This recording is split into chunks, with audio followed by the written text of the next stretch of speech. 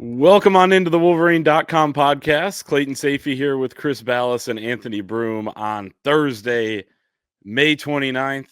We will talk some Michigan basketball with Yaxel Lendeborg withdrawing from the NBA draft. He will play at Michigan next season.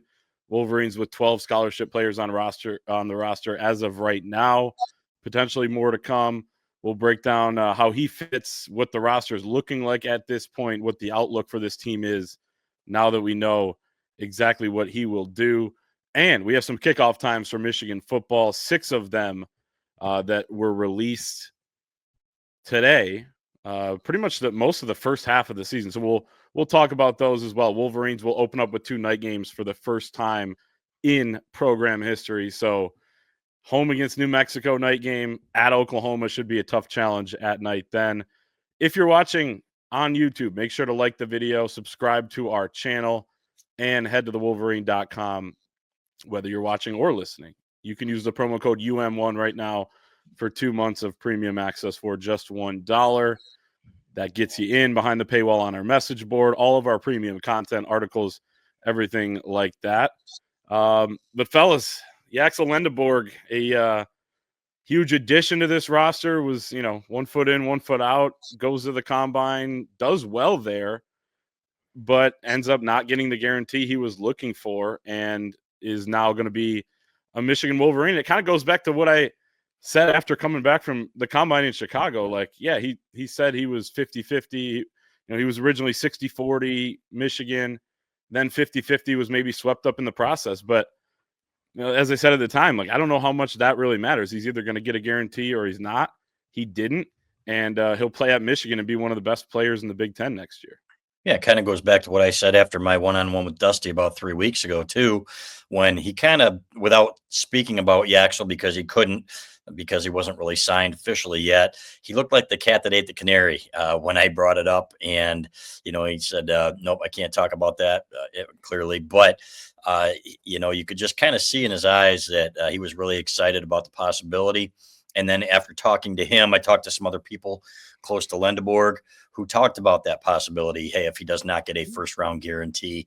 And what they said was, you know what, one guy got one last year in the draft and he was traded by Christmas. And I don't even know who it was who got his guarantee. So it really seemed, and that's when I raised the chances up to about 60-40. I thought, hey, there's a real possibility that this kid's going to be at Michigan next year. And part of it, of course, is that Michigan has the NIL to pay him now. And that's put Michigan in the mix for some of these elite players. At the same time, Michigan, I don't think, was the highest bidder here.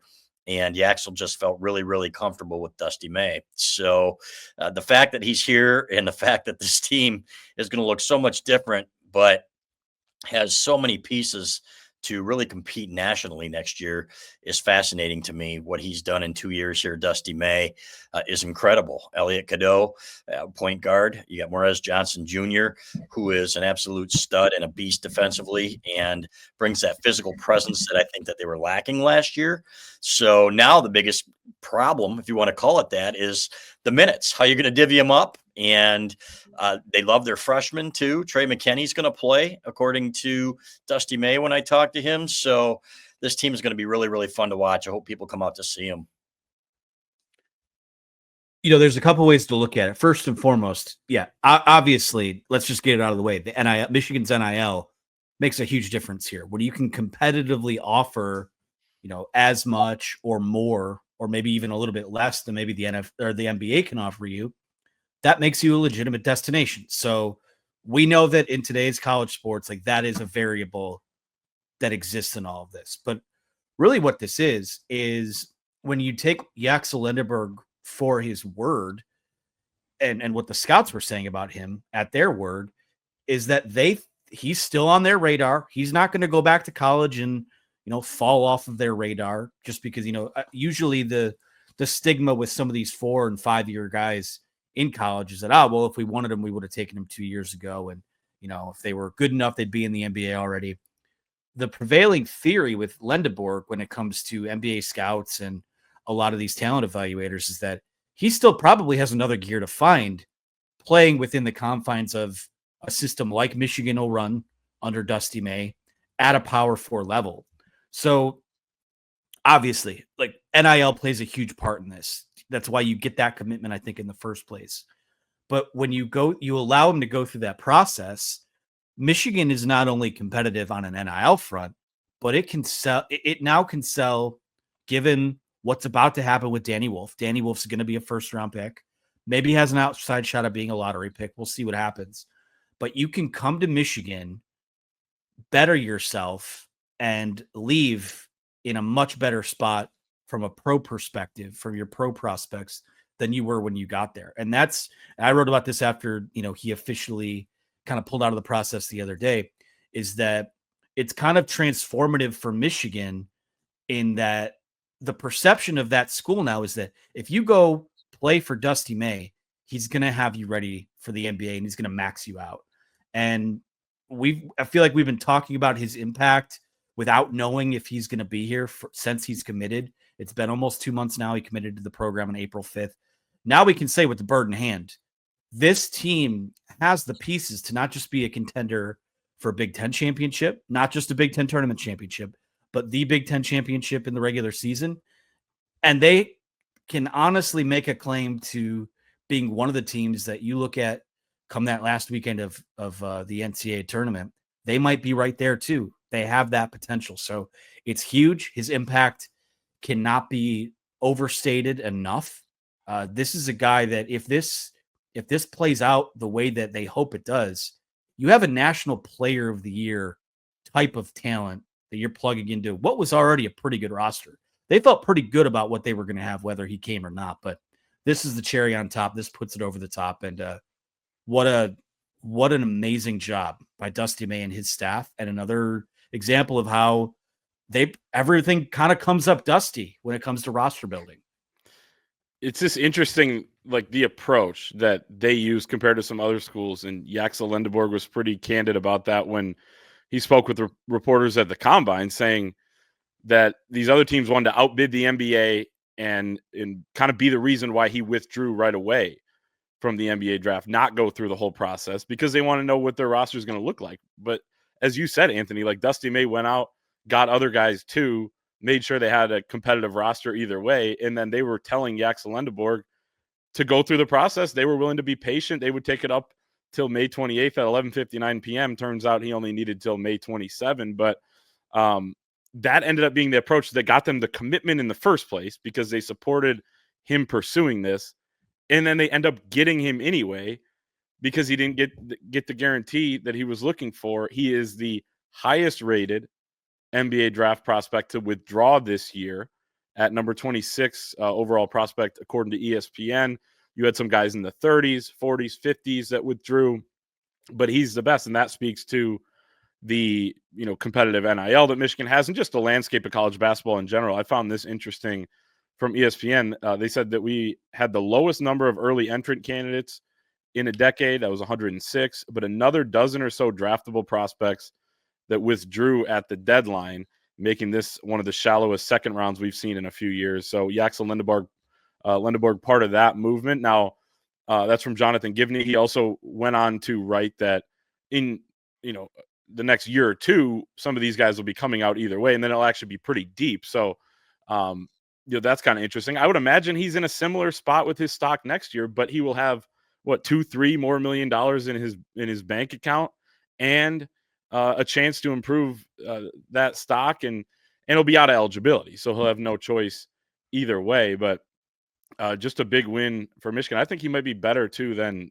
even people are giving him credit for. What kind of impact he could have. And I'm guessing closer to that 3 million range, honestly, based on some of the numbers that I've heard for marginal players that are, it's crazy. Yeah. The numbers that are being thrown around out there for kids going to other schools. So the good news is that Michigan has the money now. They've got boosters that have stepped up. They have a salary structure. Now, sometimes that can get thrown out of whack, and we saw that on the football side. They had to spend a lot of their money to keep some of the guys that they already had deals with because schools were coming after them and not respecting that. There's no contract really, guys. They have an NIL deal, but there's no contract and nothing from for example, hypothetically, say Trey Williams, somebody was coming after him, then on the defensive line, then Michigan had to up the ante a little bit to keep him here, even though he'd only been here for a few months and he had signed an NIL deal. So it's crazy. It's the Wild West, and they got to do something about it. I'm sure the NCAA is all over it, though, because we know how competent they are as an organization. But regardless, Yaxel Lendeborg wanted to be at Michigan for a reason. That reason was Dusty May, and it's the same for the guys that were here last year. It's the same for the guys that are here now. Yeah, the money factors into it, but you still have to out-recruit these guys. And like I said, they were not the top bidder for some of these guys. These guys just liked the idea of what Dusty May had in mind for them. So it's exciting, guys, to cover a program like this again. It was the same under John Beilein. It was not that way under Juwan Howard, with all due respect. That was a shit show. This feels like Michigan basketball, the way Michigan basketball should be run by a guy who is a basketball junkie. And I mean that in the most positive manner possible. This guy knows what he's doing. This guy has a competitive fire, I think, that people don't understand too. You know, he might look like the paper boy or something like that, I heard somebody say, but this guy has a fire burning inside where he's as competitive as anybody out there. So this program's in really, really good hands. I would echo all that. I mean, I spoke to it sort of being transformative from a program perception, and you look at, Auburn was in the mix for this guy early on. Kentucky was in the mix. These are name brands in college basketball now. And in the here and now, with this iteration of what college sports is and the brand power that Michigan has, and as we're seeing the NIL power it has, when all boats are sailing in the same direction, is that you just feel like, again, there are traditional blue bloods that are always going to be in the conversation. You're going to have your Kentuckys and your Kansases and your Dukes of the world. But with what Dusty May's done through now 2 full off seasons on the job, he's positioning what was already a pretty proud, pretty historic basketball program to be set up for success, not just next year, but well into the future in terms of what this looks like and, the staying power that they have in national conversation. So it's incredibly exciting. Obviously, as a guy who was born in the 90s, doesn't remember some of the success of the Fab Five. You grow up in a time where really the first 13, 14 years of my life, it was, all right, you're playing the first game on Wednesday in the Big Ten tournament and you're getting bounced early. And, really since the teenage years for me, so to speak, they've had that staying power. And even there were a couple bad Juwan Howard years, there are a couple pretty good Juwan Howard years in there as well. So the fact that, now you're on your 3rd head coach in, almost 2 decades here, and you're having some really good success and set up to maybe have one of the most fruitful runs you've ever had, which I don't think that's overstating it. When you have a year one as good as they had, it is just incredibly exciting. And, now we're not hoping anymore. We know what Dusty May can do. We know what the pieces on this roster are, and they have their questions, right? How are these freshmen going to factor in? How do the transfers factor in? Can they shoot the basketball? How do they figure out what their best combinations are in the front court? But you feel pretty darn good that the guy running the show and the staff of guys that he put around him are going to squeeze every possible drop they can out of this team, which looks deeper, which looks a little more talented across the board than last year's team. Yeah, we'll talk about some of those pieces in just a second. It is kind of interesting that back in the day, especially under John Beilein, they'd be in on some recruit, maybe he'd blow up, and then Kansas or Kentucky would get in the mix, and you'd be like, all right, well, there goes that pipe dream. Now, if you're a Kentucky fan, you're probably thinking, well, now Michigan's in the mix. Shoot, Dusty May's probably going to get that guy. And same with, what happened with Auburn when it was those several days there when everyone was watching Yaxel Lendeborg and people were like, oh, it's got to be one of the SEC teams, right? And it was like you just kept hearing that maybe Auburn led or Kentucky led or, but like you never heard that Michigan was out of it. And then next thing you know, he picks them. And he was a fan of Dusty May. He's talked about that. He played against FAU when he was at UAB that first year when Dusty was, in Boca Raton, had the respect for him. He said he loved his sideline demeanor, loved the way he supported his players, things like that. And his mentor, Aaron Johnson, who's on staff at UAB, played for Dusty May at UAB when Dusty was assistant there. So those connections, just everything seems to add up, in a positive direction for Michigan in situations like these lately. Let's talk a little bit more about this, but before we do, we have to talk about the 2025 Michigan Football Preview Magazine, which comes out this summer. Order before June 16th right now for some savings. You get free shipping. If you're a member over at thewolverine.com, special deal for you. You can check that out. And everyone can go order the 160-page glossy Michigan Football Preview Magazine, our 37th year of publication. Pre-order that before June 16th at bit.ly/UM-show. It might be tough to remember that. Just go to the link in the description here or of the YouTube video or the podcast feed to pre-order your copy right now. So that is before June 16th. Get your pre-order, get your free shipping. If you remember at thewolverine.com, you get even bigger savings. Getting a lot Sounds like the Beastie Boys intergalactic. What is happening in the background? What's going on? What is happening? I have no idea. If I mute, does it go away? It does. Yeah, it does. It's you. Well, hell, it's my fault. Let me shut the window here then. Planetary. Neighbor decided to pull out the blower, I guess. Well, there we go. So I did want to add one thing on Yaxel Clay that, you said, it used to be the SEC teams that you'd worry about or the ACC teams. To quote Doc Holliday in Tombstone, only this time they're fearing Michigan and it's legal, right? So Michigan's not breaking any rules here. Whereas in the past, when you were worried about some of these other teams, you were worried about, okay, where's the bag coming from? And that's just the way it was. So now, if you're dropping bags, there's nothing that the NCAA can do about it. It's legal, at least for now. No, that's a great point to make because back then we all knew why, right? We couldn't say it, or we could say it, but people weren't willing to say it, the reasons why. But now it's a level playing field in some respects. And of course, some of those teams, like a Kansas and all that, and it's more on the football side. Maybe they were already organized, so now they could just do it legally. And when it goes away, if it does with this settlement, they're going to keep doing it under the table or go back to doing it under the table. But now that it's somewhat level and you can do it if you have the boosters and the coach that can, fundraise and all this stuff, it probably pisses some of those, fans off. I know I was enjoying reading the Kentucky message board, after he committed originally, and then you get the rationalization of, well, he's never going to play in college anyway. Guess what? He's playing in college. He'll be number 23 for the University of Michigan. We call that a cope. Yes, it is. Every fan base would do it. A lot of Michigan fans would have done it if he went to Auburn. 1,000%. Michigan State fans were doing the same thing. Oh, he's not going to play there anyway. He's going to go. And Dusty's here to stay, fellas. There's a new sheriff in town, and his name is Dusty May. That's right. He'll be riding his bike to work if you want to catch him. I was looking at the FanDuel and the DraftKings odds yesterday morning, or I guess when did this happen? Tuesday morning. And before the decision, FanDuel, Michigan was plus 2,000 to win the national championship. On DraftKings, they were plus 2,500, even better value.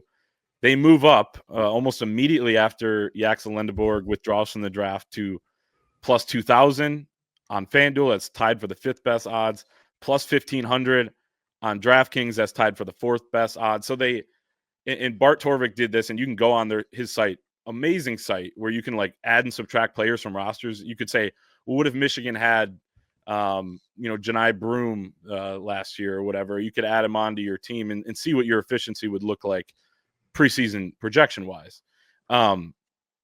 They go to number 4 right now with Yaxel in the fold. They were going to be 23 if he didn't come. So that kind of difference, right? A team kind of like last year. I know they finished 10th in the AP poll, but a team that could do all the things they did a year ago, compete in the Big Ten, make the second weekend.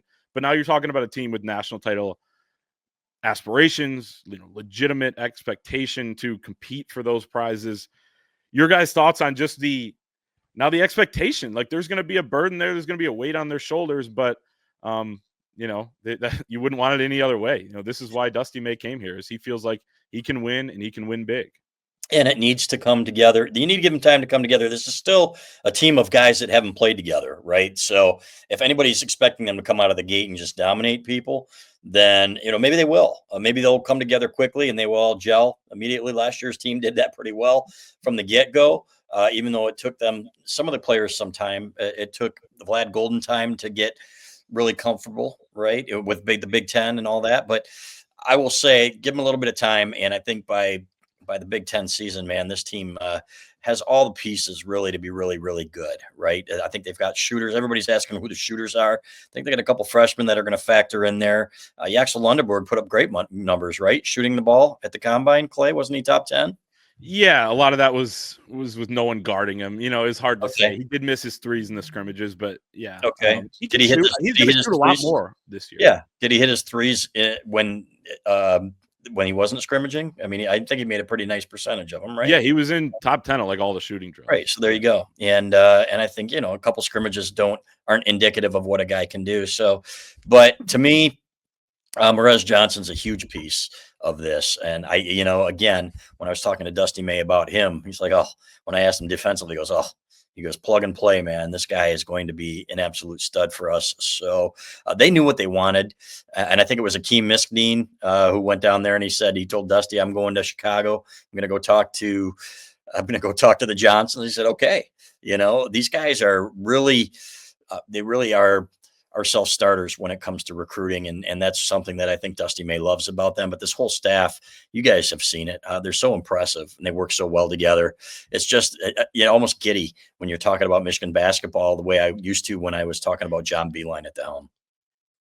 I think what I like about the way that this roster has come together is, and Dusty talked about it, he didn't say it directly, but I don't think last year they had the roster where they could, obviously they won a lot of games in a lot of different ways, but there are more combinations. There's more optionality when it comes to the lineups you can put out there now.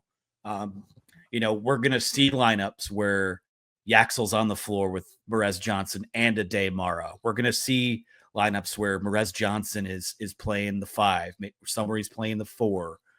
We could see smaller lineups where maybe a guy like Trey McKinney's playing the 3, Roddy Gale's playing the 4. You just have a lot more optionality there. And, there's a couple guys where, and Brian Bush sort of hit on this in the interview we did with him last week, was, a guy like Nimari Burnett maybe becomes a little more valuable the less he plays because of what he brings from a shooting perspective. If he's your 7th or 8th guy instead of your starting 2 guard, that makes your bench a whole lot better. That's a rising tide for those guys.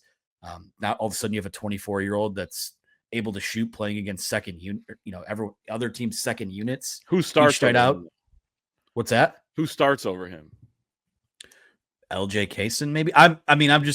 We don't know. That's the other thing is that outside of, Elliot Cadeau's going to start. Yeah. Yaxel Lendeborg's going to start. Morez Johnson's going to start. I think everything else is up for grabs there. I'd say even Mara has a chance to take the center spot. I would bet on Johnson, but yeah, you're right. It's like 2 spots. Yeah, well, like last year, it was you're going to have the 2 bigs starting. Trey Donaldson's going to start. Nimari Burnett is going to start. It took some pretty historic shooting woes for Roddy Gale to not start, but other than the flexibility you may have had at the 3, your lineup was your lineup. Now, I think you're going to have a lot. There's going to be some fluidity there, and I'm excited for that. That's not me saying I think Nimari Burnett is going to be your 6th man or your 7th man all of a sudden. He started all 69 games that he's played at this point at Michigan, which is remarkable in its own right. But if we're not talking about him, like think of a guy like Will Cheddar. This roster probably means a little less playing time for him. But if he's able to come in and provide some of that shooting and energy off the bench as your 8th or 9th guy instead of one of the first guys off the bench, it's just, a couple of these additions, namely, obviously the biggest one is the Yaxel. It just has ripple effects on what you can do everywhere else. So it's incredibly exciting. And I think you have the ability now to zig a little more when your opponent zags. Yeah. And Cheddar with more front court depth, he can he can use up those fouls a little more, a little easier. I guess he probably will too. Yeah, as Dusty said, hopefully he doesn't go in and club two guys and then have to check out. But I do think you're looking at Johnson and Mara almost an even split at center because Lendeborg is going to have to play 32, 33 minutes. He averaged 33 at UAB last year as a center, actually. So he will be transitioning to a different style of play and different lineups and everything, and having to learn to play with some other guys, including other big guys that worked for Danny Wolf last year. But you agree, Chris? 20 minutes for each of those other guys. Maybe they overlap a little bit, but then you need to work Cheddar, and it's gonna be tough. And as you said earlier, with just the problem, so to speak, of figuring out what the rotation is going to look like, it is a good issue to have. It is, and we don't know because it really depends on how these guys play together and what their best five are that play well together on the floor, and how these guys do when they're playing next to somebody. It's just the way it is that there are some lineups that just play better together and are more fluid, and you find that out during practice and you find that out during games. I'm guessing it's going to be a work in progress, and we probably aren't going to know right until November, December, which when Dusty May finds out, okay, this is my best five, and these are the guys that are going to play a lot. So, or at least that really I want on the floor when the game's on the line. So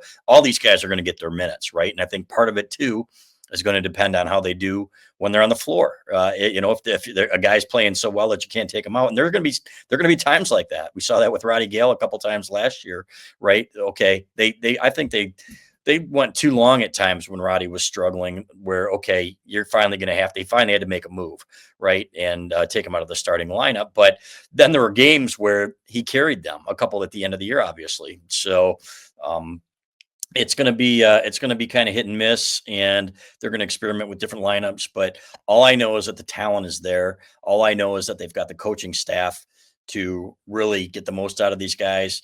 And my guess is that we won't see as turnover prone a team as we saw last year. I think that they are working on that in speaking to Dusty May. And sometimes you just get one of those teams that, okay, these guys just can't help themselves, right? As good as Danny Wolf was, he had some turnovers that were just making us pull our hair out up there on press row, let alone the fan base. So there were some boos a couple times, like after 3 or 4 turnovers in a row, and you're like, looks like a middle school game or something. So regardless, I have no question and no doubt about the direction of this program, and this team coming up this year, to me, is going to be a top 10 team again. Amazing to say that, right? Again, it was a top 10 team last year, even with its flaws. Just goes to show you how well coached they were. Remember when Roddy traveled 3 times in a row against Oregon? I do remember that. That was probably one of the that was unbelievable, guys. But stuff happens, and I'm glad he's back. I was really especially happy for him at the end of the year to be that hero, right? They're chanting his name in the locker room after the Texas A&M game, and how much fun that was. Can't wait to do that again this year, fellas. Go cover an NCAA tournament, this time hopefully one more weekend. Yeah, hopefully we don't have to change our flight, the day before or the day we leave. Would love to spend a whole weekend. You guys got to have that fun weekend in Denver, and thanks to Roddy Gale. Yeah, thanks to Roddy Gale, and we just the boys just ran into a buzzsaw there in Atlanta. But good time nonetheless. Hopefully, I get two games next time, and a courtside seat. To that point, though, like, I think Dusty, and he was standing there, and I went down early. So did you, Anthony. Like, we left our spot, and we were just ready to get on to the press conference last 3-4 minutes of that game. And he's got the backups in, and you could watch him standing there on the bench, kind of looking. I think he's probably already thinking, like, we got to be a team that looks a little bit more like that. And he said it after the game that Auburn earned the right to basically have a home game in the regional. And he said, we got to figure out a way to do that ourselves. Now, let's be honest, they like to do these things in Wichita and Kansas City and all these, so Kansas have it. And then there's a bunch of them in North Carolina. And then there's the one in Atlanta worked out well for Auburn. So it's not like it's going to be in Detroit. Now the Final Four is there in a couple of years, but and I think there is a site in Detroit maybe next season, but you're not going to get it right down the road every year, but like, he's looking to have a team that looks a little bit more like how Auburn was last year with all the talent that they had. And he is the type of recruiter, talent evaluator, culture developer, fitting all these pieces together, type of guy that can get that. Last thing on basketball for me is that we have to answer the question that everyone keeps asking. Would you rather have had Danny Wolf back or Yaxel Lendeborg come in? It's a completely irrelevant question, but it is a talking point. I don't. You know what? 12 of one, a dozen of the other, right? I don't know. It'll be interesting. It'll be fun. As much as I liked watching Danny Wolf play, I like seeing some new blood too. And so I'm You're anxious. sick of these 4-year guys and 3-year These guys. You just 4-year want one guy. guys, right? These first rounders, you know. So I want to see. I'm anxious to see Yaxel Lendeborg. As much as I loved watching Danny Wolf play, I think Yaxel, he might even be just a little bit better, fellas. It's going to be interesting. It's hard to imagine, but they're going to ask him to do some of the same things too. And I think that's one of the things that intrigued Yaxel as well. He's going to have the ball in his hands a little bit more and be able to be asked to do some of the things that Danny Wolf did. Well, let's see if he can do it. Mm-hmm. And I have the right to change my mind after a couple of weeks if it's not going the way I wanted it to. Yeah. Yeah.